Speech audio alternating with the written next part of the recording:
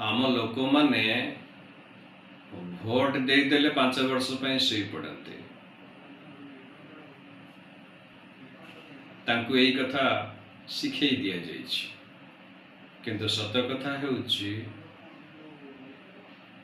Vote देवा परे जड़े नागरिकर दायित्व बढ़ी जाए।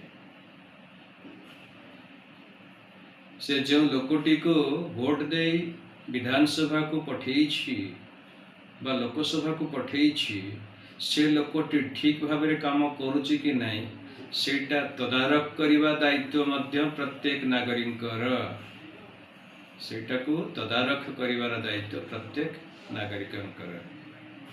आ जदि नागरिक सेतक दायित्व न तुलांते ताहले जानिबे जे गणतंत्र को कैंसर हो गला।